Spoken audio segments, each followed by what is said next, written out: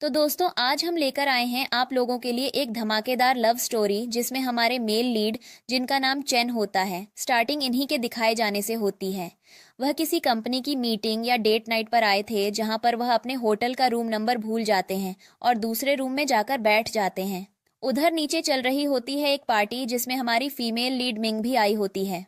वह अपनी दोस्त से जब पूछती है कि उसे किससे मिलना है और कहाँ, तब वह उसे सीढ़ियों का रास्ता दिखाकर ऊपर भेज देती है और कहती है उधर तुम्हें एक स्टूडेंट मिलेगा जो कि काफी टाइम से अपनी लैब में काम कर रहा है। उसे तो इन चीजों की नॉलेज भी नहीं है और वह तुम्हारे साथ कुछ ज्यादा कर भी नहीं पाएगा, तो तुम्हारे लिए अच्छा होगा कि तुम उसी के पास चली जाओ। मिंग ऊपर जाती है और रूम में उसे हमारे सीईओ मिल जाते हैं और यहाँ से ड्रामा की धमाकेदार स्टार्टिंग होती है। हमारी फीमेल लीड मिंग हमारे सीईओ को सेड्यूस करना शुरू कर देती है। चैन उसे देखते ही इम्प्रेस हो जाते हैं और जो भी हरकतें वह करती है, पहले तो उनके नेक पर किस करती है, फिर उनकी गोद में जाकर बैठ जाती है। इन सब चीज़ों से वह और ज़्यादा इम्प्रेस होने लगते हैं। और यही नहीं, यह सब करते वक्त हमारी फीमेल लीड मिंग के दिमाग में तो बस यही चल रहा था कि कैसे यह आदमी उसकी फैमिली की मदद कर दे, जिससे उसकी फैमिली जिस प्रॉब्लम में फंसी है उससे निकल जाए। और साथ ही साथ वह मन में यही सोच रही थी कि मेरी दोस्त ने तो बताया था कि यह कोई स्टूडेंट है जिसको इन चीज़ों की जानकारी भी नहीं है।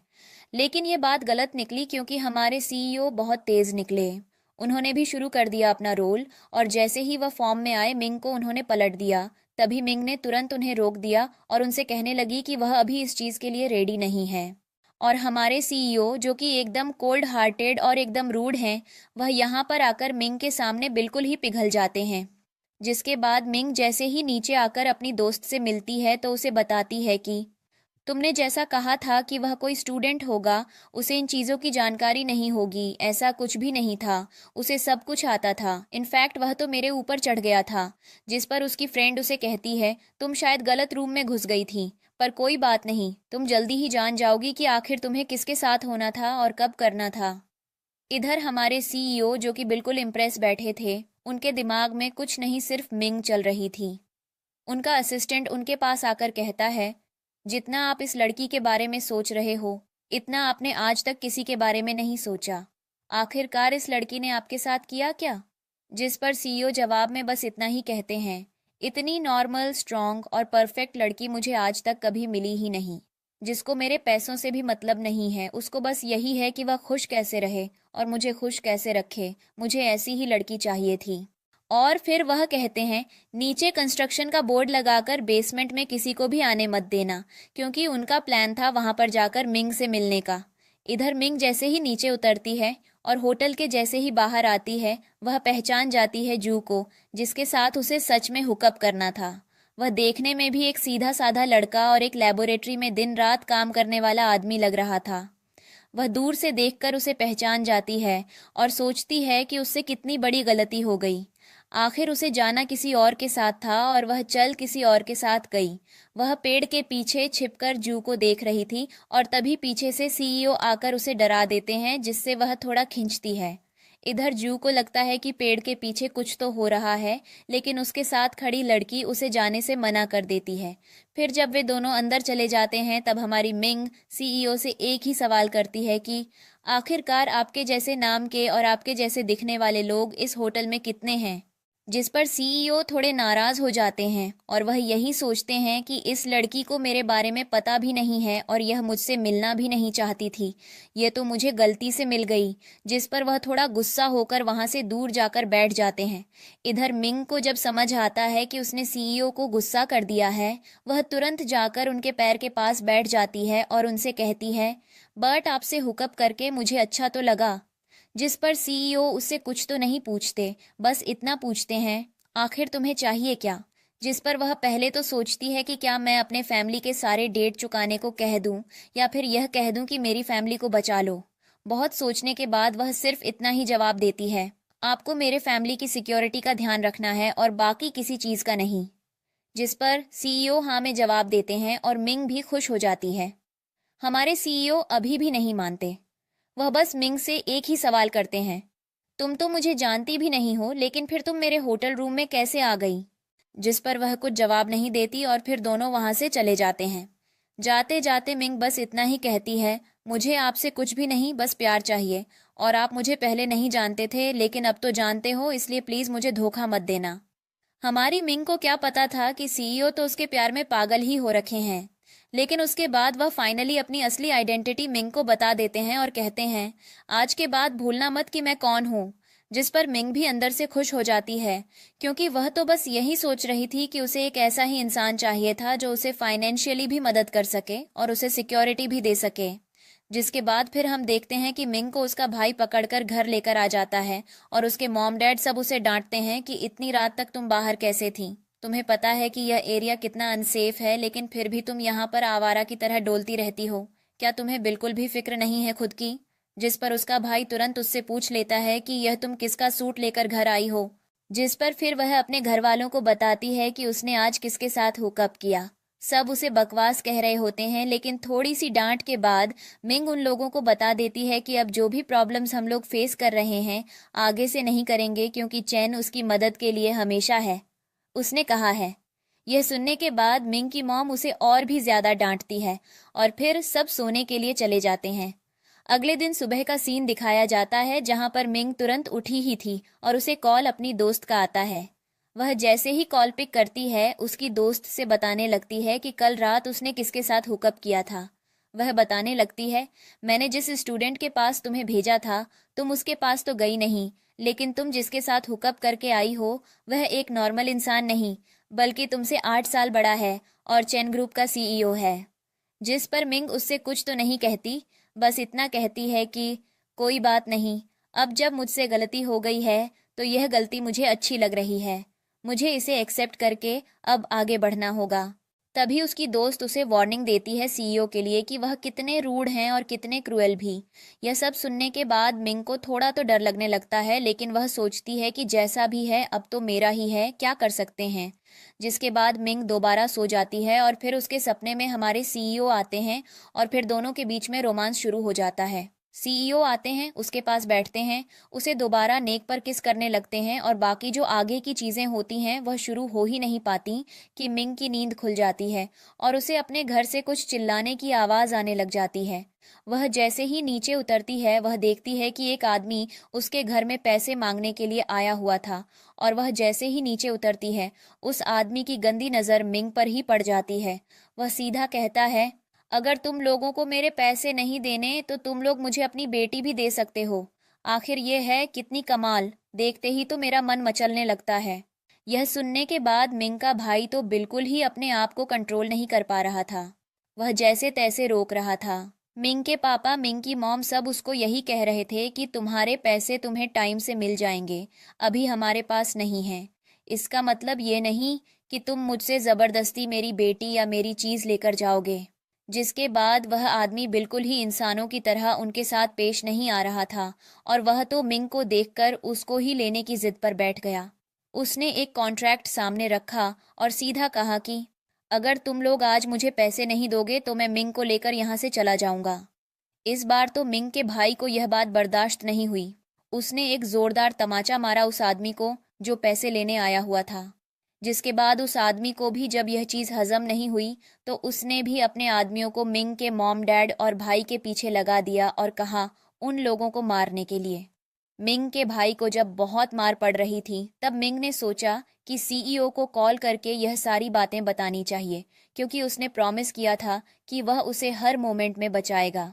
मिंग तुरंत सीईओ को कॉल करके सारी बातें बता देती है। वह उससे कहता है, ठीक है, मैं 15 मिनट में तुम्हारे घर आ रहा हूँ। लेकिन वह 15 मिनट मिंग के लिए बहुत ही ज्यादा था, क्योंकि वह आदमी उसके मुंह में जबरदस्ती वाइन ठूस कर उसे पीने को कह रहा था और वह रुक ही नहीं रहा था।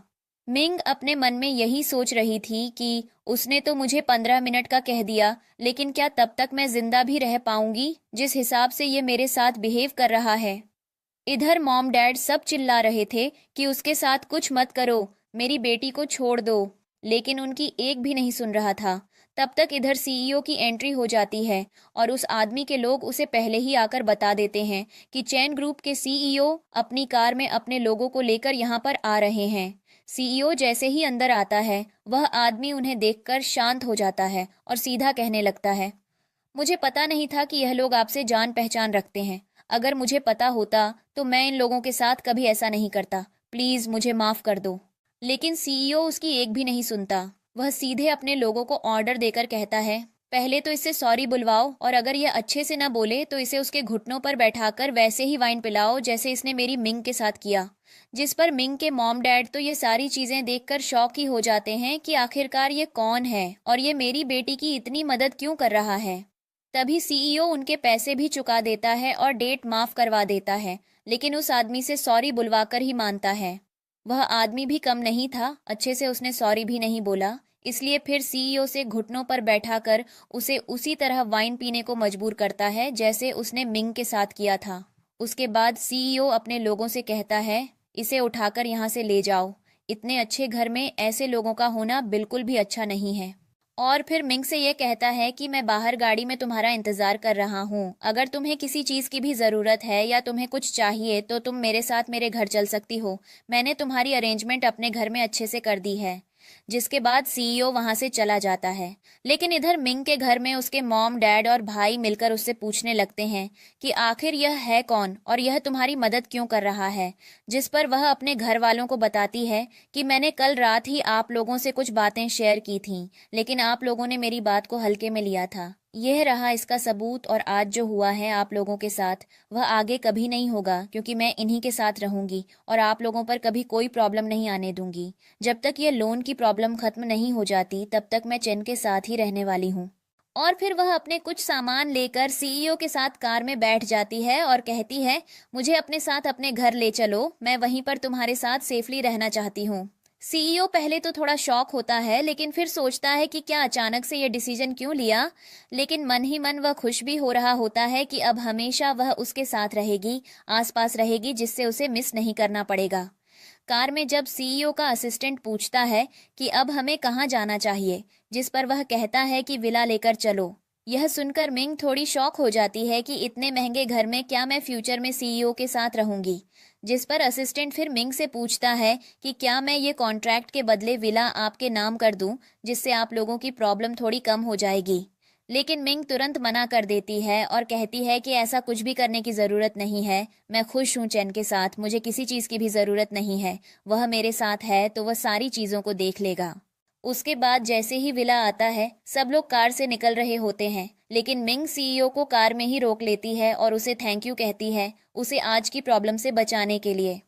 जिस पर सीईओ कहता है, मैं हमेशा तुम्हारी ऐसी ही मदद करूंगा और हमेशा तुम्हारे साथ ऐसे ही रहूंगा, तो मुझे प्लीज़ थैंक यू बोलना बंद करो। और फिर दोनों अंदर चले जाते हैं, जिसके बाद फिर सीईओ ऑफिस आ जाता है अपने काम करने के लिए। और वह अपने कैबिन में जा नहीं रहा होता है कि उसका असिस्टेंट सीढ़ियों पर ही उससे पूछने लगता है कि क्या आपको मिंग बहुत ज़्यादा ही क्यूट लगने लगी है, क्योंकि जिस हिसाब से आप उसके आगे पीछे घूमते हो और उसके सामने बिहेव करते हो, इससे तो साफ यही समझ आता है कि आप उसके प्यार में पागल हो रखे हो। तब वह अपने असिस्टेंट को जवाब देते हुए कहता है कि अगर मैं प्यार में पागल ही हो गया हूं तो तुम्हें उससे लेना देना क्या है, तुम्हें सिर्फ अपने काम से मतलब होना चाहिए, लेकिन तुम सही भी सोच रहे हो। जिसके बाद फिर कैबिन में जैसे ही सीईओ अपनी सीट पर बैठता है तब उसका असिस्टेंट उसे टैब देकर कहता है कि मिंग को अच्छे से उस घर में शिफ्ट करवा दिया गया है और जितनी भी ज़रूरत की चीज़ें थीं उसे घर में रखवा दी गई हैं। मेड को भी लगा दिया गया है, अब उनकी चिंता करने की किसी को भी ज़रूरत नहीं है, क्योंकि बाहर सिक्योरिटी भी बहुत टाइट है। जिसके बाद उसका असिस्टेंट उससे कहता है कि सर, मिंग पूछ रही थी कि आप कब तक घर आओगे। जिस पर सीईओ कहता है कि ये तो नॉर्मल लड़कियों की तरह सवाल करने लगी, मैंने तो इसे नॉर्मल लड़कियों में रखा नहीं था। जिसके बाद असिस्टेंट कहता है कि आपको तो पहले कोई भी लड़कियां पसंद नहीं आईं, लेकिन अगर आप इसमें इतने इंटरेस्टेड हो तो मुझे लगता है शायद इसमें कुछ तो ऐसा अच्छा किया होगा आपके साथ। जिस पर सीईओ कहता है, तुम्हें अपने काम से मतलब होना चाहिए, मैंने पहले भी तुम्हें समझाया था, तुम क्यों मेरी पर्सनल लाइफ में दखल दे रहे हो। और फिर असिस्टेंट कुछ ज़्यादा नहीं कहता, बस टैब में घर की फुटेज खोलकर रख देता है और सीईओ से कहकर जाता है, आपको मैडम को देखे बहुत टाइम हो गया होगा, मैंने सोचा यह आपको दिखाता जाऊं। और वह उनके टेबल पर रखकर वहां से चला जाता है। सीईओ जब फुटेज देखना शुरू करता है तब उसे और भी प्यार आने लग जाता है मिंग पर, और मिंग इधर अपने मॉम डैड से बात कर रही थी, वह उन्हें विला दिखा रही थी और उसके मॉम डैड कह रहे थे कि यह कितना महंगा है, यहाँ से तुम एक पेंटिंग भी ले सकती हो और इसे बेचकर ही हमारा आधा लोन तो हम चुका ही देंगे। जिस पर मिंग कहती है, तुम लोगों को बिल्कुल भी समझ नहीं है कि मैं कितने अच्छे लोगों के साथ और पास में रह रही हूँ। तुम लोगों को बस यही है कि तुम्हारा लोन चुक जाए और कैसे तुम लोग खुश हो जाओ। आगे से अब तुम्हें किसी भी प्रॉब्लम में नहीं पड़ना होगा, इसकी गारंटी भी जब मैं यहाँ पर लेकर आई हूँ। फिर भी तुम लोग लालची बनना क्यों नहीं छोड़ रहे हो? तब उसके मॉम डैड कहते हैं कि तुम में ही समझदारी नहीं है लेकिन बाकी लोगों में है, पैसे के बारे में सोच रहे हैं। जिस पर मिंग फिर उनका फोन तुरंत काट देती है। और इधर हमारे सीईओ खुश हो जाते हैं मिंग की सोच को देखकर, क्योंकि उनके मन में बस यही चल रहा होता है कि इसे तो अब मेरे पैसों से भी प्यार नहीं है, तो आखिरकार ये मेरे पास रह कैसे रही है। जिसके बाद मिंग फिर अपने इंस्टाग्राम पर लाइव जाती है और लोगों से बात करना शुरू करती है। जैसे यह बात चेन को पता चलती है, सीईओ तुरंत खोलकर उसकी आईडी बैठ जाते हैं और उसके लाइव को एंजॉय कर रहे होते हैं। मिंग की लाइव में बहुत सारे लोग आते हैं और बहुत सारी बातें होती हैं। सब ध्यान से सुनते हैं और देखते हैं कि मिंग का किसके साथ क्या रिलेशन है।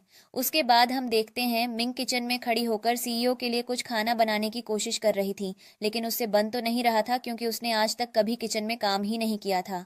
वहां पर सारी मेड जो खड़ी थीं उन्हें काम करने से मना कर रही थी, लेकिन मिंग किसी की सुनने वाली कहाँ थी। वह तो सिर्फ सीईओ को खुश करने में लगी थी। जैसे तैसे वह कुछ खाना बना तो लेती है, लेकिन जब सीढ़ियों के घर आने का टाइम होता है तो उसका असिस्टेंट आकर बताता है, सर यहाँ नहीं रहते, वह दूसरे घर में रहते हैं और यह बात तो आपको पहले से पता होनी चाहिए थी। लेकिन असिस्टेंट यह बात पूरी नहीं कह पाता, तब तक पीछे से हमारे सीईओ आ जाते हैं मिंग से मिलने की। उन्हें आखिर इतनी जल्दी होती है कि उनसे रुका ही नहीं जाता। वह तुरंत आते ही मिंग से कहते हैं, तुम्हें क्या लगा था मैं तुमसे आज मिलने नहीं आने वाला हूँ? मिंग कहती है, मैंने आपके लिए इतनी मेहनत की थी, लेकिन मुझे तो लगा था आज आप नहीं आओगे और मेरी मेहनत पर सारा पानी फिर जाएगा। लेकिन फिर वह खाने की ओर देखकर पूछते हैं, क्या यह खाना तुमने बनाया था? जिस पर मिंग हाँ में जवाब देकर कहती है और सीईओ तुरंत खाने बैठ जाते हैं। सीईओ का असिस्टेंट भी साथ में होता है, लेकिन जैसे ही मिंग सीईओ को खाना देती है, उनका असिस्टेंट पहले खाकर उसे चेक करना चाहता था, लेकिन चैन उसे यह करने से रोक देता है और खुद ही खाने लग जाता है। जिस पर उसका असिस्टेंट एक बार तो यह जरूर सोचता है कि सर ने आज के पहले इतना मीठा तो कभी खाया ही नहीं था, आज वह खा कैसे रहे हैं। जिसके बाद सीईओ खाने की बहुत ज्यादा तारीफ करता है और कहता है कि आज से तुम्हें मेरे लिए खाना बनाना है। जिस पर फिर मिंग उसके असिस्टेंट को भैया कहकर बुलाती है, तो सीईओ थोड़ा शॉक हो जाता है और उससे पूछता है, तुम आखिर ऐसे भैया कहकर क्यों बुला रही हो? जिस पर मिंग जवाब देती है कि मुझसे बहुत बड़े हैं, इसलिए मैंने भैया कहकर बुला रही हूँ। जिस पर सीईओ पूछता है, तब तो मुझे क्या कहकर बुलाओगी? जिस पर मिंग कहती है, तुम्हें अंकल। और इसी पर सीईओ का असिस्टेंट हंस देता है। जिस पर सीईओ उसे घूरता है तो वह रूम से बाहर चला जाता है। सीईओ थोड़ा नाराज भी हो जाता है और फिर वह मिंग से कुछ नहीं कहता, लेकिन उठकर तुरंत नहाने चला जाता है। इधर मिंग अपने मन में सोचती है कि हो सकता है उसने मजाक मजाक में सीईओ को नाराज कर दिया हो बहुत ज्यादा, लेकिन अब मनाना भी तो उसी को पड़ेगा, इसलिए वह अब बहुत ही ज्यादा सिंसियर रहने की कोशिश करती है। और इधर हमारे सीईओ नहाते नहाते खुद से डिस्कस करने लग जाते हैं कि आखिरकार उसने मुझे अंकल कैसे बोला। मैं तो बस उससे 8 साल ही बड़ा हूँ, इसका मतलब ये थोड़ी है कि वह मुझे अंकल बुलाने लगेगी। जिस पर फिर वह खुद ही मन में यह भी सोच लेते हैं कि इसमें उसकी भी गलती नहीं है, क्योंकि उसे जो फील होगा वह वही बोलेगी, और उसे अगर मैं अंकल जैसा फील हुआ तो उसने मुझे बोला, तो अब मैं उससे नाराज नहीं रहूंगा। तब सीईओ शावर लेकर बाहर आते हैं और उन्हें तुरंत ही मिंग मिल जाती है। चैन उससे पूछता है कि आखिर अब तो मुझे क्या बुलाने आई हो? जिस पर मिंग कहती है, मुझे पता है डिनर के टाइम मैंने कुछ ज्यादा ही मस्ती कर लिया आपके साथ, मुझे ऐसा नहीं करना चाहिए था, आपको अंकल नहीं बुलाना चाहिए था। मैं आपसे सॉरी बोलने आई हूँ और रिपेयर करने आई हूँ। जिस पर वह तुरंत सीईओ का हाथ लेकर अपनी कमर पर रख देती है और फिर सीईओ हमारे रुकने कहाँ वाले थे, वो तो तुरंत ही पिघल जाते हैं मिंग के आगे। वह फिर उसे किस करना शुरू कर देते हैं। पहले तो नेक पर शुरू करते हैं, लेकिन जब उन्हें नीचे जाने की इच्छा होती है तब वह उसे अपनी गोद में उठाकर बेडरूम लेकर चले जाते हैं। फिर दोनों के बीच रोमांस शुरू हो जाता है और सीईओ मिंग को गर्दन पर किस करते हैं, फिर उसे बेड पर ले जाकर उसकी आंखों पर कपड़ा बांध देते हैं और फिर उसे किस करने लगते हैं। दोनों के बीच काफ़ी इंटीमेसी होती है और फिर हमें अगले दिन का सीन दिखाया जाता है, जहाँ पर मिंग के उठते ही एक मेड आ जाती है और उसको दर्द की दवाई देती है। वह मिंग से कहती है कि चैन हमें बोलकर गए हैं आपका आज बहुत अच्छे से ख्याल रखने के लिए, और अगर आपको दर्द ज़्यादा हो रहा है तो आप ये हाई पावर की टैबलेट्स भी ले सकती हो, और यदि मेरी कोई और मदद की ज़रूरत हो तो मैं बाहर खड़ी हूँ आपके लिए। जिस पर मिंग उसे न में जवाब देती है और कहती है, आपको मेरे लिए इतना करने की ज़रूरत नहीं है, आप आराम से आराम कर सकती हो और घर के बाकी काम भी कर सकती हो। जिस पर वह मेड मिंग से कहती है कि आप सिर्फ दिखने में अच्छे नहीं हो बल्कि आपकी पर्सनैलिटी भी बहुत अच्छी है। जिस पर मिंग उससे पूछती है, आज सीईओ किस टाइम आएंगे? जिस पर मेड मिंग को बताती है कि सीईओ कुछ दिन की बिजनेस ट्रिप पर गया है। क्या हुआ, आपको नहीं बताकर गए हैं? जिस पर मिंग कहती है, नहीं, लेकिन ऐसा तो कब। उसके बाद हमें ऑफिस का सीन दिखाया जाता है जहां पर बैठकर सीईओ की मीटिंग चल रही थी और वह अपनी मीटिंग में किसी की बातों पर ध्यान नहीं दे रहा था, जबकि वहां पर स्टॉक मार्केट और कंपनी की बात हो रही थी। लेकिन हमारे सीईओ तो व्यस्त थे अपनी मिंग के पीछे और वह उन्हीं का लाइव देख रहे थे और अपने कान में ईयरफोन्स लगाकर उसे एंजॉय कर रहे थे और उस पर लाइव में खर्च कर रहे थे। सारे लोग डिस्कशन कर रहे हैं लेकिन हमारे सीईओ बीच में कुछ भी नहीं बोल रहे थे। वहीं उनका असिस्टेंट जो उनके पीछे खड़ा था वह सीईओ के लैपटॉप में देखता है और खुद शॉक हो जाता है कि आखिर ये कर क्या रहे हैं। तभी मीटिंग में से एक स्टाफ उठकर सोचता है कि शायद सीईओ गुस्से में है क्योंकि वह मेन मॉनिटर से उनका लैपटॉप कनेक्ट करना भूल गया था। तभी वह तुरंत उठकर लैपटॉप कनेक्ट कर देता है और जैसे ही लैपटॉप कनेक्ट होता है वहां बैठे सारे लोग देखने लगते हैं मेन स्क्रीन पर जहां पर मिंग का लाइव चल रहा था और सीईओ उस पर पैसे खर्च कर रहे थे। सब तो यही सोचने लगते हैं कि आखिर यह लड़की है कौन जिस पर सीईओ इतने पैसे खर्च कर रहे हैं। और फिर सीईओ का असिस्टेंट उन्हें बताता है कि पीछे देखिए, आपका लैपटॉप मेन स्क्रीन से कनेक्ट है। तब जाकर वह अपना लैपटॉप बंद करते हैं और सबको काम दे देते हैं कि किसे क्या करना है और उसके बाद सारे लोग वहां से चले जाते हैं।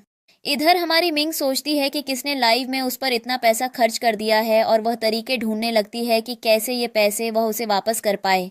और तभी बाहर जब उसका असिस्टेंट खड़ा होता है वह उससे कहता है कि मैडम, अब आपका अगर हो गया हो तो प्लीज़ यहाँ से चलिए क्योंकि सीईओ की मॉम आपका बाहर इंतज़ार कर रही हैं। और तभी मिंग के फ़ोन पर एक कॉल आता है जिसमें सामने से उसकी फ्रेंड उसे बताती है कि तुम जिसके साथ हो उसकी एंगेजमेंट जू के साथ फिक्स हो गई है और वह बहुत पॉपुलर स्टार है, इसलिए उसे तंग बिल्कुल मत करना। अगर वे लोग तुम्हें अपने बीच से हटाने की कोशिश करें तो चुपचाप हट जाना और कुछ पैसे भी ले लेना। जिस पर मिंग उसे मना करते हुए कहती है कि ऐसा कुछ भी नहीं होने वाला, मुझे भी पता है उन दोनों का रिश्ता कितना अच्छा है और यह कितना दूर तक जाएगा। अगर ये बात सीईओ को पता चली तो वह तो मुझे बहुत डांटेंगे, इसलिए ऐसी बातें तो। उसके बाद फिर वह सीईओ की मॉम से मिलने बाहर चली जाती है। मिंग जाते ही उनसे पूछती है कि आपने मुझे इस घर को छोड़कर जाने के लिए नहीं कहा था, लेकिन मुझे तो ऐसा ही बताया था किसी ने। जिस पर सीईओ की मॉम उस पर नाराज होकर कहती है, तुम्हें आखिर किसने कह दिया यहाँ से जाने के लिए? कहीं यह चैन तो नहीं? क्योंकि वही ऐसी हरकतें कभी कभी करता है। अगर वह तुम्हें परेशान कर रहा है तो तुम मुझे पहले बताओ, मैं उसे बहुत डांटूंगी। जिस पर मिंग कहती है, ऐसा कुछ भी नहीं है, आपको गलत समझ आ रहा है क्योंकि वह तो मुझे बहुत अच्छे से रखते हैं और मुझे कभी परेशान भी नहीं करते। जिस पर सीईओ की मॉम फिर मिंग से कहती है कि तुमने ऐसे कपड़े क्यों पहन रखे हैं, चलो मैं तुम्हें शॉपिंग करवा कर लाती हूँ। जिस पर वे दोनों फिर बाहर जाते हैं एक शॉपिंग मॉल में शॉपिंग करने के लिए और उन दोनों के लिए जाते ही जब ये बात मिंग को पता चलती है तो वह बहुत ज़्यादा खुश हो जाती है क्योंकि ऐसी लाइफस्टाइल उसने पहले कभी नहीं देखी थी और अचानक से देखती है तो काफ़ी फ़ोटोज़ और वीडियोज़ बनाने लगती है। तभी सीईओ की मॉम को कॉल आता है और वह वहाँ से जाने को कहती हैं क्योंकि उन्हें कुछ अर्जेंट काम आ गया था। जिसके बाद वह जैसे ही मॉल से बाहर जाती हैं वहाँ पर जू आ जाती है अपने फैंस के साथ क्योंकि वहाँ पर सीईओ की मॉम नहीं थी और पहली बार मिंग जू से मिल रही थी। तो जू के फैंस भी वहां पर होते हैं और वे लोग सब जू को फिल्म कर रहे थे अपने अपने फ़ोन में। और जैसे ही मिंग यह करने का सोचती है तो वे लोग सब इस पर गलत इल्ज़ाम लगाना शुरू कर देते हैं कि वह छुप छुप कर जू की वीडियो बना रही थी, जबकि ऐसा कुछ भी नहीं था। बल्कि मिंग अपने मन में सोच रही थी कि शायद इसको चैन और मेरे बारे में पता नहीं है, इसलिए अभी तक शांत है और मेरे इतने पास हैं। तभी जू की एक फ़ैन बहुत ही तेज़ी से चलते हुए मिंग के पास आकर खड़ी हो जाती है और उससे कहने लगती है कि तुमने क्यों छुप छुप कर जू की वीडियो बनाई। और फिर सारे फ्रेंड्स आ जाते हैं और सब साथ में मिलकर ही उस पर चढ़ने लग जाते हैं। मिंग उन सबको मना करती है कि उसने ऐसा कुछ नहीं किया है, लेकिन वे लोग उसकी एक भी नहीं मानते और और जिस इंस्टाग्राम चैनल पर वह लाइव जाती थी और जो बनकर जाती थी वह भी रिवील हो जाता है और उसकी भी वीडियो बनाकर वे लोग ऑनलाइन पोस्ट करना शुरू कर देते हैं। और जब मिंग उन लोगों से सॉरी कहकर वापस जाने लगती है तो वे भी उन लोगों से देखा नहीं जाता और फिर एक इशारे पर उसकी एक फैन मिंग के हाथ से उसका फ़ोन छीन लेती है और कहती है, तुम ऐसे मॉल से बाहर नहीं जा सकती। आखिरकार तुम्हें एंट्री दी किसने? क्योंकि ये पूरा मॉल जू ने खुद के लिए बुक कर रखा था और यहाँ पर किसी की भी एंट्री अलाउड नहीं थी जब तक जू उसे हाँ नहीं कह देती। तो तुम कैसे आई? जिस पर मिंग उन लोगों से कुछ नहीं कहती बल्कि उल्टा माफी मांगकर वहां से निकलने की कोशिश करने लगती है। और वह जैसे ही जाने लगती है कि दोबारा वो लोग उसे तंग करना शुरू कर देते हैं और उसका फोन भी उसे वापस नहीं करते।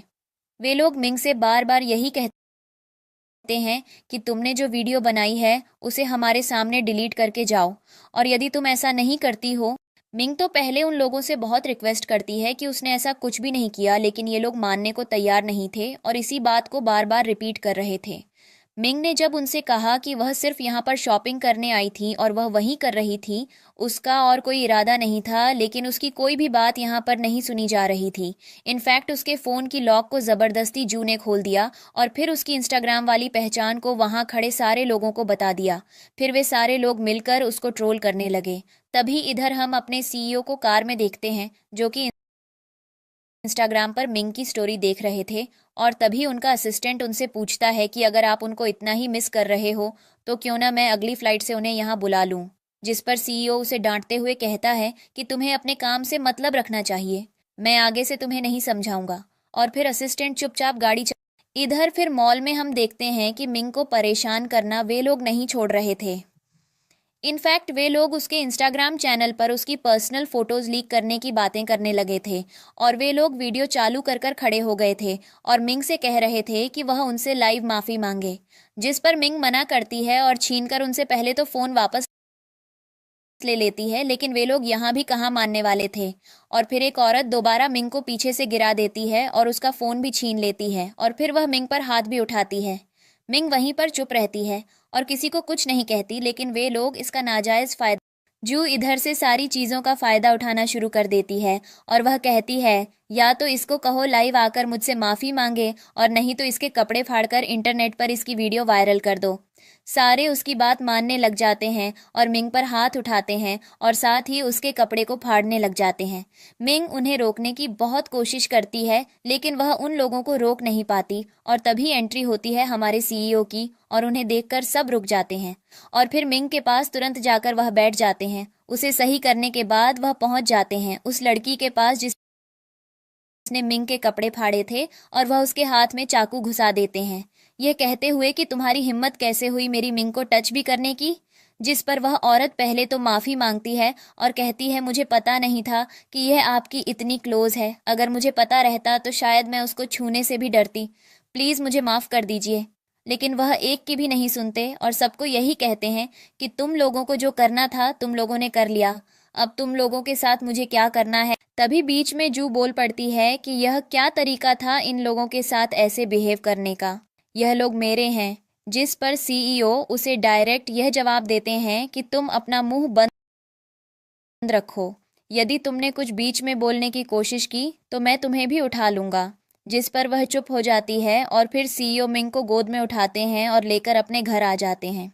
इन्हीं बीच में मिंग अपने मन में यह सोचती है कि अगर सीईओ और जू के बीच में कुछ भी होता तो शायद सीईओ मेरी साइड जू के सामने तो कभी नहीं लेते, क्योंकि अब तो क्लियर हो गया होगा कि सीईओ के साथ मेरे कैसे रिलेशन। सीईओ उसकी तरफ एक बार देखते हैं तो ये सारी थॉट्स भी उसके दिमाग से चले जाते हैं। और फिर हम दोनों को घर पर देखते हैं जहां पर सीईओ मिंग के पैरों में दवाई लगा रहे थे। मिंग उस समय सीईओ से कहती है कि थैंक यू मेरी इतनी मदद करने के लिए। जिस पर वह सवाल भी करती है कि अचानक से तुम यहाँ कैसे आ गए। जिस पर सीईओ को एक फ्लैशबैक आता है जहाँ पर उनका असिस्टेंट उन्हें वीडियो दिखाकर कहता है कि मिंग डेंजर में है और हमें उसके पास जल्दी से जल्दी पहुँचना चाहिए। जिस पर वह तुरंत फ्लाइट से वापस आ जाते हैं, लेकिन सीईओ ये सारी बातें मिंग को नहीं बताते और सिंपली उसे बस ये कह देते हैं कि शादी कैंसिल हो गई थी इसलिए मैं यहाँ वापस आ गया। यह सुनकर मिंग को भी शांति मिल जाती है और वह सोचती है कि सीईओ, जिसके बाद सीईओ मिंग से कहते हैं कि तुम्हें किसी के भी टॉर्चर को सहने की ज़रूरत नहीं है, तुम मुझे पहला कॉल कर सकती हो हमेशा। लेकिन पता नहीं शायद मैं तुम्हारी प्रायोरिटी नहीं हूँ, इसलिए तुम मुझे कुछ समझती ही नहीं हो। जिस पर मिंग कहती है कि ऐसा कुछ भी नहीं है, मुझे लगा था कि आपके रिलेशन जू के साथ बहुत अच्छे हैं, इसलिए मैंने आपको कॉल नहीं किया ताकि आपके रिलेशन को कोई असर ना हो। जिस पर सीईओ कहता है कि ऐसा कुछ भी नहीं है, तुम मेरी प्रायोरिटी हो और अगर तुम मुझे कॉल करोगी तो मेरे आगे जो भी रहेगा मैं तुम्हारे लिए उसे सबक ज़रूर सिखाऊंगा, इसलिए तुम्हें किसी से डरने की भी ज़रूरत नहीं है। जिसके बाद सीईओ अपने मन में सोचते हैं कि इसको यह तो ख्याल ज़रूर था कि मेरे रिलेशन जू के साथ कितने अच्छे हैं और मेरी मॉम के रिलेशन भी जू के साथ कितने अच्छे हैं। ये जानकर सीईओ को अच्छा लगा कि मिंग ने उनके रिलेशन का ध्यान रखा, लेकिन उन्होंने इसके बावजूद भी उसे समझाया कि तुम्हें ऐसा करने की बिल्कुल भी ज़रूरत नहीं है। जो तुम्हारे साथ गलत करेगा उसे गलत कहना सीखो, चाहे वह कोई भी हो। जिसके बाद मिंग थोड़ी सी खुश तो होती है और फिर सोचती है कि क्यों ना सीईओ को इसका रिपे की किया जाए। जिसके बाद वह उन्हें सिड्यूस करना शुरू कर देती है, जिसके बाद दोनों के बीच एक किस होता है और फिर सीईओ मिंग को अपनी गोद में उठाकर रूम में ले जाते हैं। मिंग उनसे कहती है कि पिछले बार आप बहुत क्रूएल थे, इस बार थोड़ा जेंटल बिहेवियर रखना क्योंकि मेरे पहले के दर्द अभी तक ठीक नहीं हुए हैं। जिस पर सीईओ उससे कुछ नहीं कहते, बल्कि हमें अगले दिन का सीन दिखाया जाता है जहां पर सीईओ बेड पर बैठे हुए थे और मिंग सोकर ही उठती है। वह मिंग के फ़ोन में बाय का कॉल देखते हैं और मिंग से कहते हैं कि यह है कौन और ये तुम्हें इतने सारे कॉल्स क्यों कर रहा है। जैसे ही मिंग बताती है कि यह उसका ऑनलाइन फ्रेंड है जो कि अब्रॉड चला गया था और उसके बाद मिंग उससे कभी नहीं मिली, यह सुनकर सीईओ को थोड़ी सी जलन होती है और वह चिढ़कर जाने लगते हैं। तभी मिंग के फ़ोन में एक मैसेज आता है कि तुम कहाँ हो, तुम इतनी बड़ी मुसीबत में थी, तुमने मुझे पहले क्यों नहीं बताया। मैं तुम्हारे लिए अब्रॉड से चाइना आ गया हूँ, अब मैं तुमसे मिलना चाहता हूँ, प्लीज़ मुझसे मिलो। जिस पर सीईओ यह मैसेज पढ़कर मिंग पर गुस्सा करते हैं और कहते हैं अगर पहले से तुम्हारी लाइफ में कोई था तो तुमने मुझे बताया क्यों नहीं, तुमने मुझसे ये चीज़ें छुपाई कैसे। जिस पर मिंग उन्हें मना करती है और कहती है कि यह सिर्फ उसका फ्रेंड है। जिसके बाद वह उसके साथ बाहर मिलने की परमिशन भी मांगती है, लेकिन सीईओ मना करके कहते हैं कि तुम्हें मेरे साथ रहना चाहिए, न कि किसी और के बारे में सोचना चाहिए। तभी ये सब कहकर वह फिर ऑफिस चले जाते हैं जहां पर उनका असिस्टेंट उनके कैबिन में आकर उनसे कुछ परमिशंस लेना शुरू कर देता है कंपनी को लेकर। और दूसरा फिर वह पूछता है कि आपकी एक मीटिंग है, उसे किस रेस्टोरेंट में शेड्यूल करवाया जाए। जिस पर वह एक रेस्टोरेंट का नाम लेते हैं और कहते हैं मुझे इसी रेस्टोरेंट में मीटिंग करनी है। जिसके बाद वह दूसरा सवाल यह करता है कि मिंग को भी बाहर अपने फ्रेंड के साथ लंच पर जाना है, उन्हें जिस रेस्टोरेंट में जाना है क्या मैं वहां जाने की उनको परमिशन दे सकता हूं। जिस पर सीईओ हाँ में जवाब देते हैं और फिर इधर हमारी मिंग चली जाती है अपने फ्रेंड के साथ लंच के लिए। वह जिस रेस्टोरेंट में जाती है वहां पर बाई भी पहुंच जाता है और उससे कहने लगता है कि मैंने तुम्हारा पीछा बहुत टाइम तक किया, मैंने तुम्हारे मैसेजेस चेक किए, मैंने तुम्हें कितने सारे कॉल्स किए, तुमने किसी का रिप्लाई नहीं किया। क्या तुम मुझसे मिलना नहीं चाहती? क्या तुम मुझे बताना नहीं चाहती कि तुम कितने दर्द में थी और तुमने ये सारी चीज़ें कैसे हैंडल की? क्या तुम मुझसे कुछ छुपा रही हो? तुमने तो शादी का वादा भी मुझसे किया था। ये सब कहने के बाद वह वहीं पर बैठ जाता है उसी टेबल पर। और उसी रेस्टोरेंट में एक मिंग का जासूस भी होता है जो उसके फोटोज खींचकर जू को भेजता है, लेकिन वह फोटोज सीईओ के असिस्टेंट तक भी पहुंच जाते हैं। और जैसे ही सीईओ फोटोज देखते हैं वह तुरंत अपनी मीटिंग को उसी रेस्टोरेंट में शेड्यूल करवा लेते हैं और फिर जाकर मिंग के बगल वाले टेबल में बैठ जाते हैं और वहीं पर अपनी इधर मीटिंग भी चल रही थी और दूसरी तरफ वह मिंग और उसके दोस्तों की बातें भी सुन रहे थे और सुन सुनकर अंदर ही अंदर जल रहे थे। तभी बई मिंग से बहुत सारी बातें कह रहा था। उसने फ्लो में यह भी कह दिया कि तुमने मुझसे पहले शादी का वादा किया था, लेकिन अब तुम उस वादे पर नहीं हो। क्या तुम किसी और से प्यार करती हो? जबकि मिंग की फ्रेंड भी उसका मुंह बंद करवाने में लगी हुई थी। वह उसके मुंह में फ्रूट ठूंस देती है ताकि उसका मुंह बंद रहे, लेकिन वह फ्रूट हटाकर भी बोलने लगता है। वह कुछ ज्यादा ही क्लोज होने लगा था मिंग के, जो किसी से देखा नहीं जा रहा था।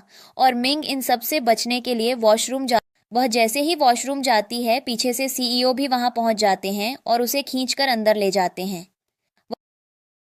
वह उससे बस यही बात कहते हैं कि तुम्हारी हिम्मत कैसे हुई इसके साथ यहाँ पर आने की जबकि तुम मुझसे रिलेटेड हो। तब मिंग उन्हें बताती है कि वह अपने फ्रेंड के साथ ही यहाँ पर लंच करने आई थी, लेकिन ये यहाँ पर कहाँ से आ गया मुझे बिल्कुल भी आइडिया नहीं है। जिस पर सीईओ उससे कुछ तो नहीं कहते, लेकिन उसे ज़बरदस्ती किस करते हैं और कहते हैं कि तुम्हें मेरे अलावा किसी के साथ उठने बैठने की कोई भी ज़रूरत नहीं है और यह चीज़ तुम्हें बहुत जल्दी समझ जानी चाहिए।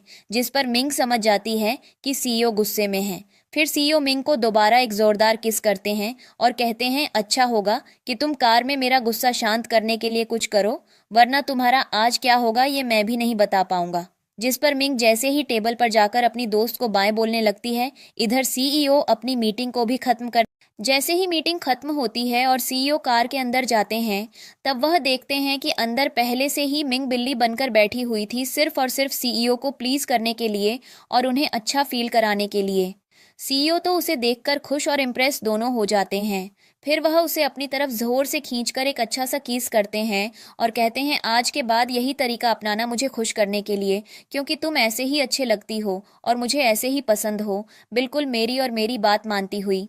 जिस पर पहले तो मिंग कहती है हाँ, मुझे आपके साथ हमेशा ऐसे ही रहना है, लेकिन बाद में यह भी कहती है कि अगर मैं इतनी अच्छी बनकर आपके साथ रहूंगी तो आप हर रात की तरह मुझे इस रात भी नहीं बख्शेंगे, इसलिए मुझे कभी कभी ऐसा रहना पड़ता है। जिस पर सीईओ कहते हैं अगर तुम ऐसी रहोगी तो तुम्हें और भी रात को दिक्कत हो सकती है, इसलिए तुम जैसी हो वैसी रहो, तो हो सकता है मैं शायद तुम्हारे साथ थोड़ा जेंटल रहूं। जिस पर फिर सीईओ कार में ही शुरू हो जाते हैं। पहले तो मिंग उन्हें मना करती है, लेकिन फिर वह आगे कुछ नहीं कह पाती और फिर उन दोनों के बीच इंटीमेसी बहुत ज़्यादा हो जाती है। थोड़ी देर बाद कार से सीईओ बाहर निकलते हैं, लेकिन मिंग अंदर ही बैठी रहती है और बाहर आते ही वे लोग उस जासूस को पकड़ लेते हैं जो मिंग के साथ उसकी फ़ोटो खींचने के लिए उसके साथ रेस्टोरेंट पहुंच गया था। तभी सीईओ उससे कहते हैं कि आखिरकार तुम्हें भेजा किसने था।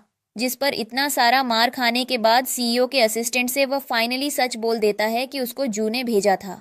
और फिर सीईओ ये डिसाइड करते हैं कि उसको जू के साथ अब कोई भी रिलेशन नहीं रखना और वह अपने असिस्टेंट से सीधा कहते हैं कि जितने भी प्रोजेक्ट और डीलिंग्स हमारी जू के साथ हैं उन सबको कैंसिल कर दिया जाए। और अगले दिन का सीन दिखाया जाता है जहां पर सीईओ और मिंग साथ में बैठकर ब्रेकफास्ट कर रहे थे। मिंग उनसे कहती है कि आपको मेरे लिए इतना खाना बनाने की ज़रूरत नहीं थी, मैं यह सब कैसे पूरा कर पाऊंगी।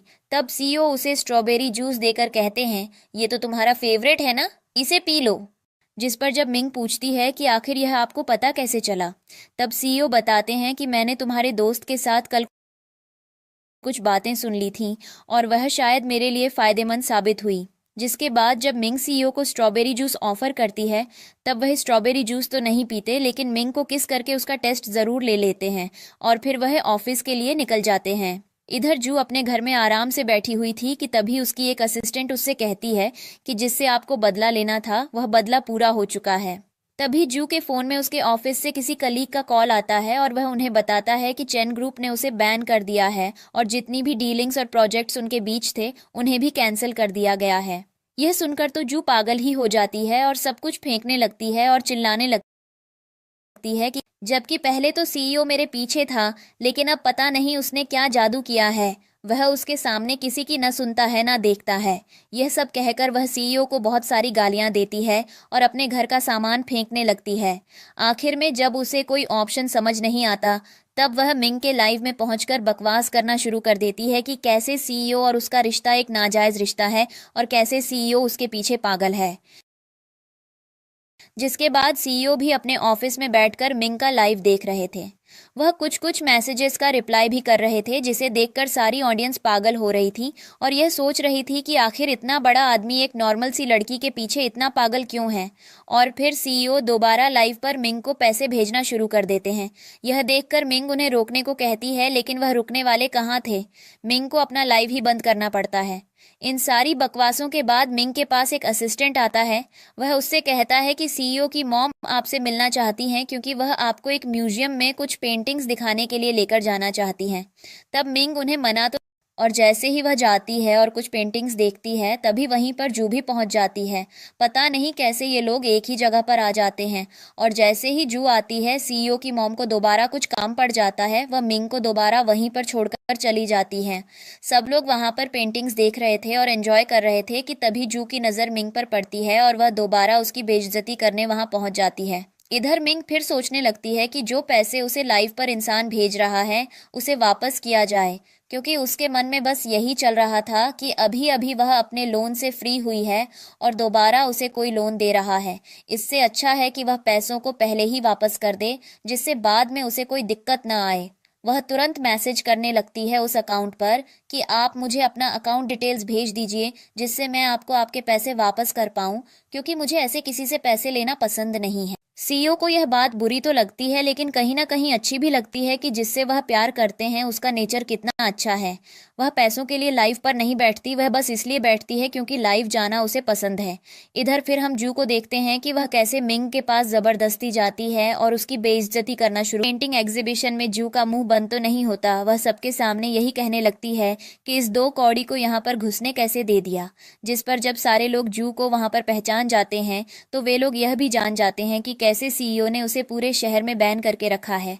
तब वे लोग उसको बहुत सारी बातें वहां पर कहने लगते हैं, लेकिन सबका जवाब देते हुए जू एक ही बात कहती है कि उसे किसी से भी कुछ फर्क नहीं पड़ता और वह अपनी लाइफ में जो कर रही है वही सही है।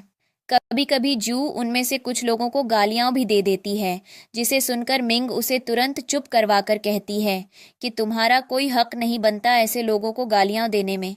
जिसके बाद सारे लोग मिंग के साइड हो जाते हैं। तभी जू उससे भी कह देती है कि तुम कौन सा कैरेक्टर से साफ हो, तुम्हारा भी कैरेक्टर गंदा है, तुम्हें सिर्फ एक शुगर डैडी चाहिए था इसलिए तुम सीईओ के साथ हो, क्योंकि वह तुम्हारे फैमिली का लोन भरता है। ये सब मिंग से सुना नहीं गया। वह पहले तो उसे चुप करा रही थी, लेकिन जू चुप कहाँ होने वाली थी। उसे एग्जीबिशन में जितनी भी पेंटिंग्स थीं सब बाई की ही बनाई हुई थीं। यह बात मिंग अच्छे से जानती थी, लेकिन वह इन्हें सबके सामने एक्सपोज इसलिए नहीं कर रही थी क्योंकि उसके कैरेक्टर पर लोग गलत सवाल उठाते। लेकिन जैसे ही जू मिंग को और भी ज्यादा परेशान करने लगती है, उसे धक्का मारने लगती है और जमीन पर गिरा देती है। तभी बीच में मिंग को बचाने बाई आ जाता है और जू देखती ही रह जाती है कि आखिर यह हो क्या रहा है। इसे सब कैसे जानते हैं। सीईओ भी इससे बहुत प्यार करता है और अब तो ये फेमस आर्टिस्ट भी इसके पीछे है। आखिरकार ये हो कैसे रहा है। उसका मुंह तो यहाँ भी बंद नहीं होने वाला था। उसने तुरंत ये बोल दिया कि तुम घर पर तो सीईओ के साथ रहती हो और बाहर आते ही तुमने इसको भी फंसा लिया। तुम सच में बहुत बड़ी आइडॉइट हो। ये तो सुनने के बाद किसका खून नहीं खौलेगा। तभी वहां पर सीईओ की मॉम आ जाती है और वह पूछने लग जाती है मिंग से कि आखिर तुम्हें तंग करने की हिम्मत यहाँ पर किसने कर दी। सीईओ की मॉम को देखकर जू को तो लगता है कि उसने दुनिया ही जीत ली, क्योंकि उसकी मॉम तो हमेशा मेरी ही साइड लेगी क्योंकि हमारे रिलेशन अच्छे हैं और ये लड़की तो अभी नई नई आई है। लेकिन इधर मिंग के मन में तो यही चल रहा था कि अगर मैं आंटी को बताऊंगी सच तो क्या आंटी मेरे बातों पर विश्वास करेंगी, क्योंकि उनके रिलेशन जू के साथ बहुत अच्छे हैं। तभी वह हिम्मत करके कम से कम ये तो बोलती है कि मेरे साथ गलत हुआ है। ये मुझे बार बार एक ही इल्ज़ाम दे रही है कि कैसे मैंने सीईओ के साथ गलत रिश्ता बनाया है। जिस पर यह बात तो सीईओ की मॉम से सुनी ही नहीं जाती। उन्होंने तुरंत ही घुमाकर एक जोरदार चांटा मारा जू को। और फिर जैसे ही वह थोड़ी कुछ बोलने की कोशिश करती है और यह दिखाने की कोशिश करती है कि कैसे वह घर पर सीईओ के साथ रहती है और अभी वह बाहर एक नाजायज रिश्ते में है, जिसके बाद उसकी मॉम ने उसे पहले तो चुप रहने को कहा, लेकिन फिर उसने प्रूफ में लाइव पर भेजे हुए पैसे दिखाए कि कैसे एक अनजान आदमी लाइव पर मिंग को बहुत सारे पैसे भेज रहा है। मिंग तब आंटी को सब सच सच बता देती है कि वह इस आदमी को नहीं जानती। आखिरकार यह कौन है यह भी नहीं पता, लेकिन जिस दिन पता लगेगा मिंग उन्हें पैसे वापस कर देगी। यह बात सुनकर जू को जब शांति नहीं मिलती तब वह कहती है कि मैं इस नंबर पर कॉल करके खुद ही देख लेती हूँ कि यह इंसान है कौन। वह जैसे ही कॉल लगाने लगती है तभी पीछे से सीईओ आ जाते हैं अपने हाथ में फोन लेकर और कहते हैं ये मैं ही हूँ और मेरा ही अकाउंट है टॉप ब्रदर के नाम से। तुम्हें इस चीज़ से कोई प्रॉब्लम है अगर मैं अपनी गर्लफ्रेंड पर पैसे उड़ा रहा हूँ तो। जिस पर जू पहले तो कहती है तुम मुझसे प्यार करते थे, अब तुम्हारे साथ किसने क्या कर दिया कि तुम्हें मैं पसंद आना बिल्कुल ही बंद हो गई हूँ। जिस पर सीईओ कहते हैं तुम्हारी हरकतों की वजह से तुम मुझे पसंद आना बंद हो गई हो, क्योंकि जब तुम मेरे लाइफ में थी कितनी सारी प्रॉब्लम्स मैंने फेस की अपने बिजनेस को लेकर। तुम मेरे साथ पैसों के लिए थी, ना कि प्यार के लिए।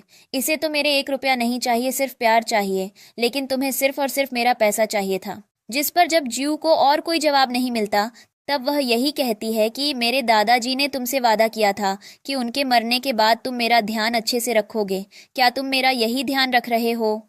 जिस पर सीईओ की मॉम कहती हैं तुम्हारे जैसे लक्षण हैं, इतना ही ध्यान रखना तुम्हारे लिए बहुत होगा। इससे ज़्यादा ही ध्यान हम लोग रख रहे हैं, क्योंकि हमें अपने लाइफ में कोई भी प्रॉब्लम नहीं चाहिए। और जो लड़की मुझे बहू के रूप में मिली है वह तुमसे बहुत ही ज़्यादा अच्छी है, जिसके बाद ये सारी चीज़ें ख़त्म हो जाती हैं। जू वहां से अपना सा भी मुंह लेकर चली जाती है और इधर सीईओ सबको लेकर अपने घर आ जाता है।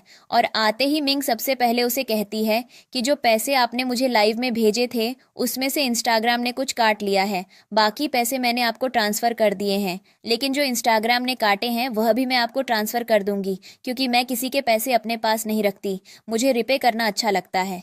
यह सुनकर सीईओ को पहले तो बुरा लगता है कि यह मेरे पैसे मुझे क्यों देना चाहती है, लेकिन बाद में वह उससे कहते हैं, ठीक है, अगर तुम्हें रिपे करना है तो तुम मेरे तरीके से रिपे करना, वरना मत करना।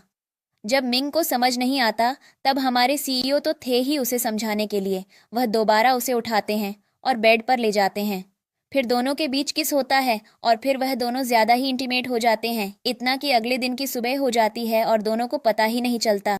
सुबह भी जब सीईओ नहीं रुकते तब मिंग उनसे कहती है, प्लीज अब बस कर जाओ, मुझसे नहीं सहा जाएगा।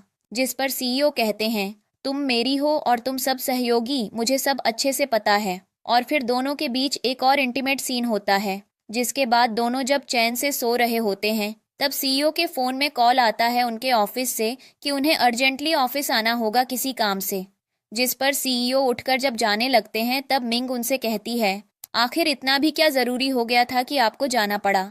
तब सीईओ उससे कुछ कहते नहीं, बस इतना कहते हैं, तुम अच्छे से रेस्ट करना और मैंने कह दिया है मेरे पीछे तुम्हारा अच्छे से ध्यान रखने के लिए, और जो भी तुम्हें दर्द होगा तुम उसकी दवाई भी ले सकती हो। उसके बाद सीईओ वहां से चले जाते हैं और फिर हम देखते हैं मिंग अपने घर आई होती है अपने मॉम डैड से मिलने के लिए।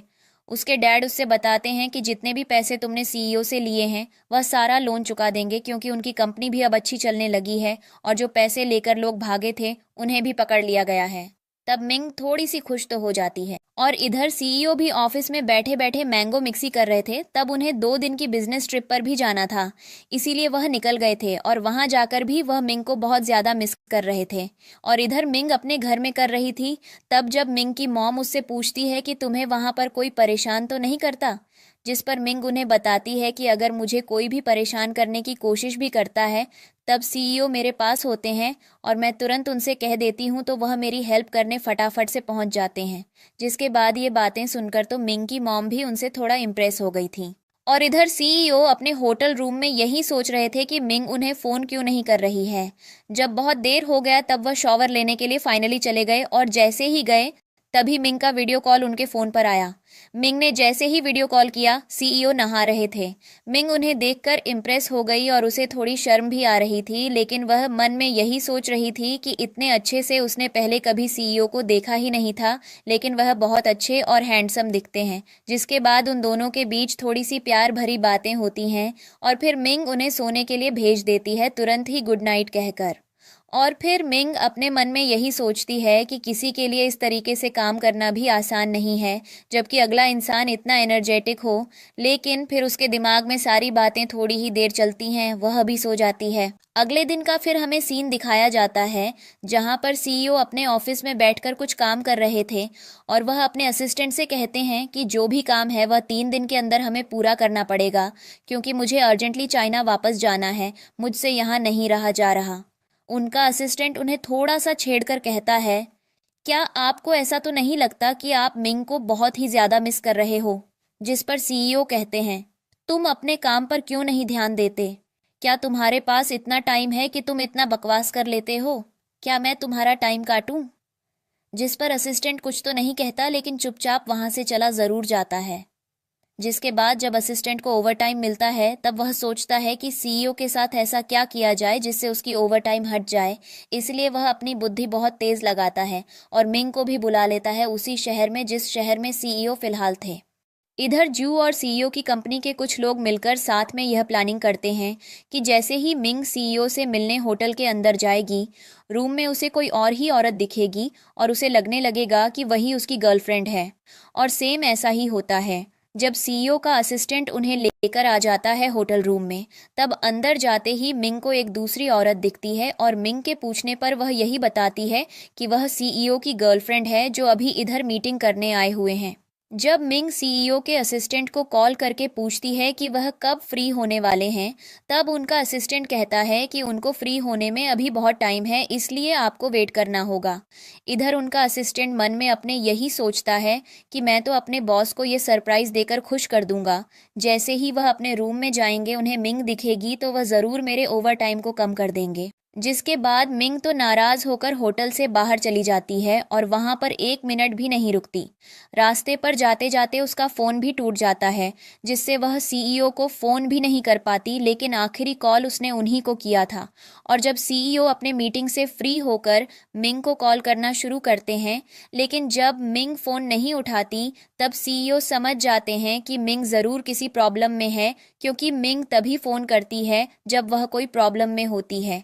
वह जब अपने असिस्टेंट से पूछते हैं कि आखिर वह है कहाँ, जिस पर वह उनसे कुछ नहीं कहता, सिर्फ सरप्राइज सरप्राइज करता है।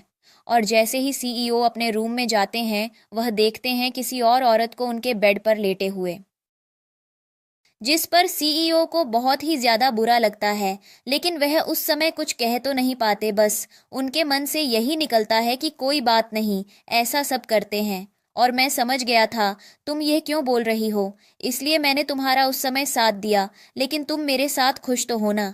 जिस पर मिंग हाँ में जवाब देती है और कहती है, हाँ, मैं आपके साथ बहुत ही ज्यादा खुश हूँ।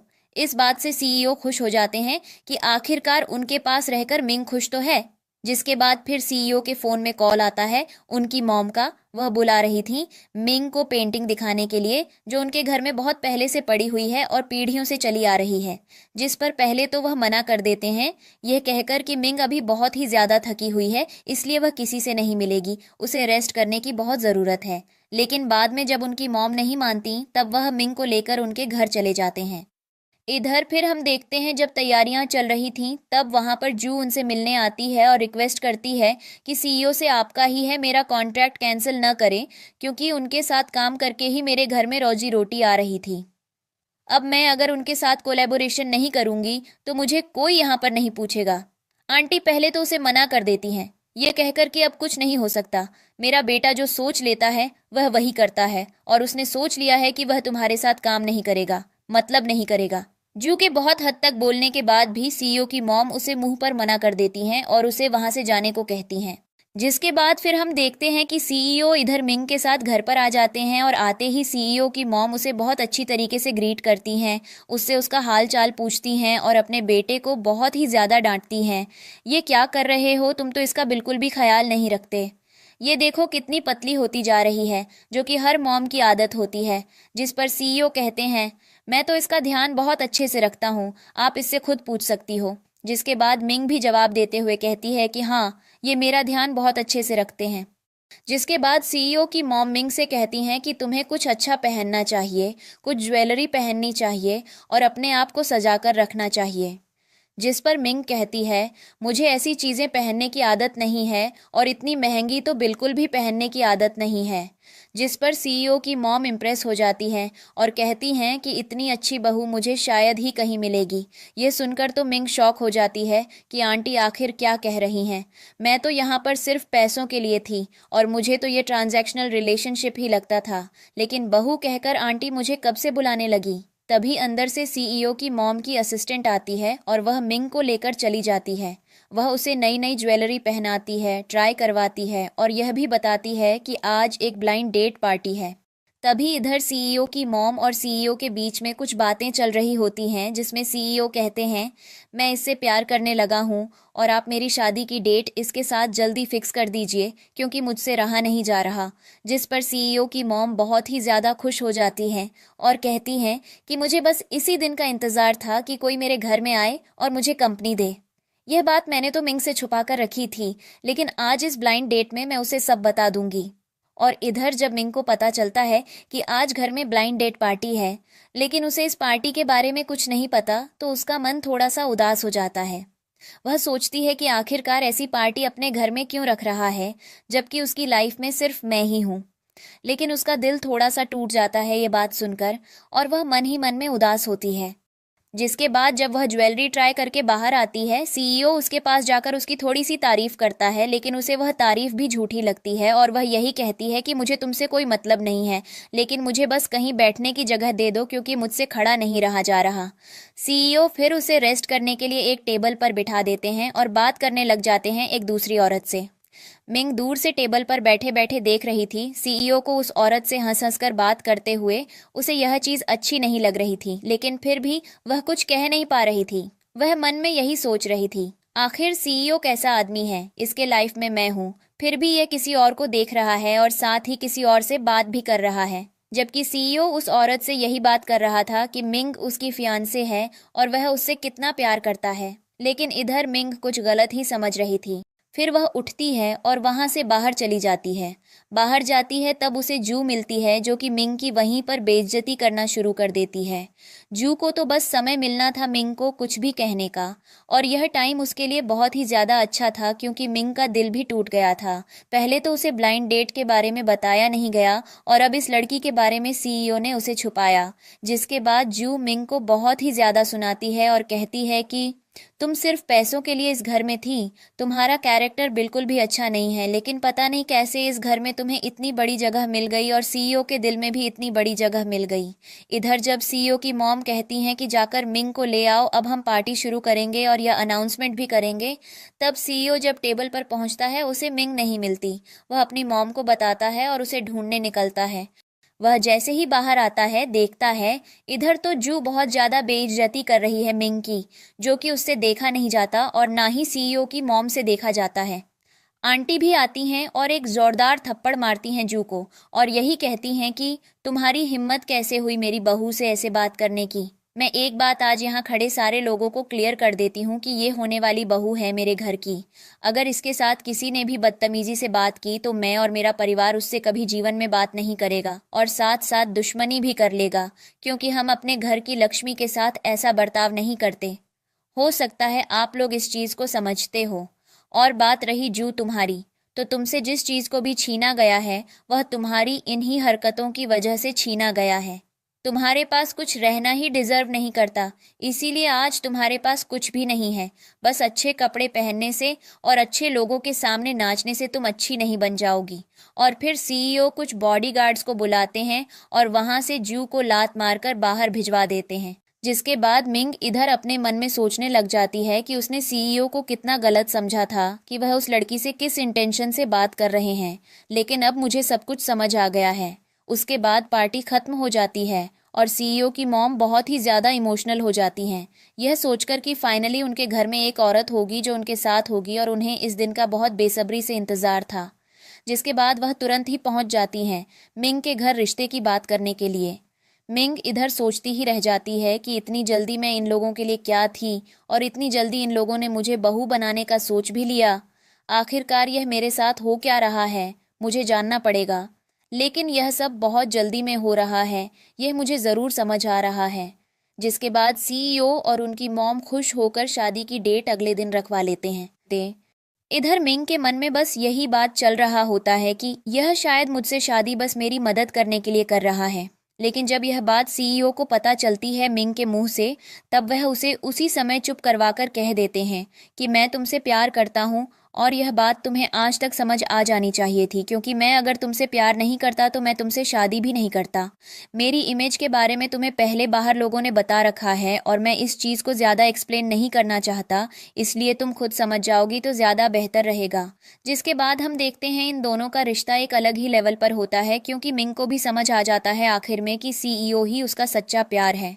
वह पहले तो कंफर्म करती है कि क्या सच में आप मुझे लाइक करते हो, जिस पर सीईओ 2 बार हाँ में जवाब देते हैं। जिसके बाद फिर मिंग ऑफिस में भी सीईओ की बहुत ज़्यादा मदद करने लगती है और इधर इन दोनों का रिश्ता एक अलग ही पीक पर चल रहा होता है कि जब एक दिन ऑफिस में जब मिंग सीईओ के साथ एक रोमांटिक टाइम स्पेंड कर रही थी, जब दोनों इंटीमेट हो रहे थे, तब सीईओ उससे कहते हैं तुम कार में जाकर मेरा वेट करो, मैं वहीं आकर तुमसे अच्छे से मिलूंगा।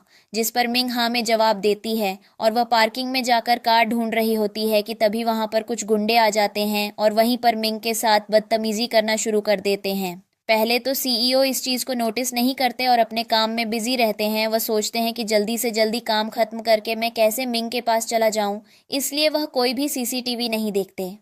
लेकिन जैसे ही मिंग का कॉल उनके फ़ोन में आता है, वह सीसीटीवी देखना शुरू करते हैं। सीसीटीवी में उन्हें दिखता है कि कैसे एक गुंडा मिंग को मार रहा है और उसे उठाकर कहीं लेकर जा रहा है। यह देखकर वह बहुत ही ज़्यादा पैनिक स्टेट में आ जाते हैं और मिंग को ढूंढने निकल जाते हैं। आखिर वह उन्हें लेकर गया कहाँ था, लेकिन वह पीछा करते करते सही जगह पर पहुंच जाते हैं। इधर आते ही हमें पता चलता है कि यह प्लान जू का था, जो कि हर तरह से बस यही चाहती थी कि कैसे सीईओ और मिंग अलग हो जाएं। पहले तो उसने बहुत आग लगाने की कोशिश की, लेकिन जब वह फेल हो गया तब उसने सीधे मिंग को मारने की कोशिश कर दी, जो कि सीईओ से देखा नहीं गया। वह वहां पर पहुंचते हैं, एक अच्छे हीरो की तरह अपने हीरोइन को बचाते हैं और उसके बाद जो गुंडा होता है उसे खूब मारते हैं और इनफैक्ट उसके हाथ को भी काट देते हैं, ताकि वह आज के बाद उनकी फियांसे को छू भी ना पाए। और यह सब देखकर जू मन ही मन जल रही होती है और साथ में एक और औरत भी होती है जो इन सारे प्लान में शामिल होती है। इधर मिंग की तबीयत बहुत ज़्यादा खराब हो जाती है, क्योंकि उसे बहुत मारा गया था और उसके साथ बहुत ही बुरा व्यवहार किया गया था। इसलिए पहले तो सीईओ उसे घर लेकर जाते हैं, उसकी देखभाल करते हैं, उसे दवाई खिलाते हैं और फिर बेड पर ही उसके साथ एंगेजमेंट कर लेते हैं। जिसके बाद वह पूरी तरह से ठीक हो जाती है, तब सीईओ सारा सामान लेकर फिक्स हो जाती है और फिर मिंग और सीईओ की फाइनली एक अच्छी शादी होती है।